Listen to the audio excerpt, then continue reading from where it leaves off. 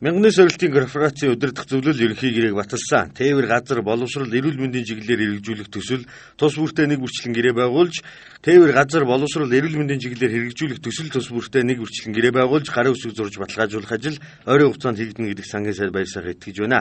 Монгол Улсын төрийн захиргааны байгууллагууд санал болгож, төрийн бус байгууллага олон нийт эрдэмтэн мэргэд оролцож, санал асуулгын дүнгээр шалгарсан төслүүдээ мянганы сорилтын санд хүргүүлсэн билээ.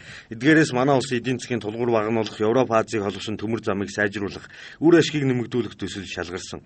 Төмөр замыг хөгжүүлэх төсөлд 188 сая долларыг төсвөлжээ. Мөн Монгол улсад ихтэй сургуульд суралцагчийн тоо өснөөс болж мэргэжлийн боловсон хүчин дутмаг болох хандлагатай байдаг. Мэргэжлийн сургалт үйлдвэрлэлийг хөгжүүлэх төсөлд мянганы сорилтын корпорац хөрөнгө оруулалт хийнэ. Энэ салбарт 26 сая доллар төсөвлөгдөжээ. Эрүүл мэндийн чиглэлээр хэрэгжүүлэх төсөлд 17 сая доллар зарцуулна. Иж бүрэн онцлогоо орчин үеийн тоног төхөөрөмжөөр эмнэлгийн үйлчилгээг хангах ажил хийгдэх юм байна. Дөрөв дэх төсөл бол хөрөнгийн үнэлгээний төсөл байгаамаа. Өнөөдөр Монгол оронд маш одоо их сонирхолтой ийм үе эхэлж байгаа. Үл хөдлөх хөрөнгөтэй болж эхэлж байна Монгол орон зах зээлийн харилцааг шилжснээр. За газрыг одоо өмчлөх боллоо.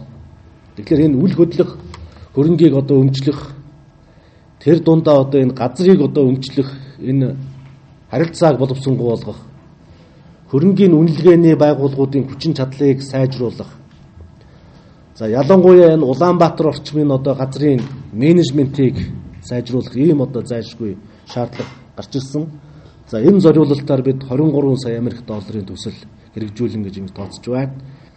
Одоо энэ гэрээнд 10 дугаар сард Монгол улсын ерөнхийлөгч Америк нэгдсэн улсад айлчлах үед сангийн сайд, Монгол улсын сангийн сайд мянганы сорилын сангийн гүйцэтгэх захирал Ноён Данилович нар гарын үсэг зурж албан ёсны болгож энэ ажлыг эхлүүлнэ.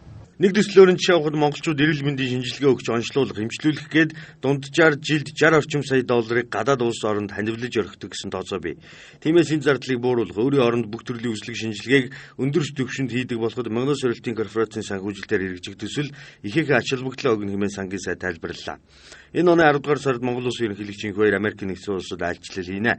Айлчлалын үеэр Америк нэгдсэн улсын мянганы сорилтын корпорацтай төслүүдийнхээ гэрээг үзэгдэж, санхүүжилтээ эхнээс нь авах боломж олдно гэдэгт итгэж байгаагаа сангийн сайд баяр сайхан илэрхийлж байна.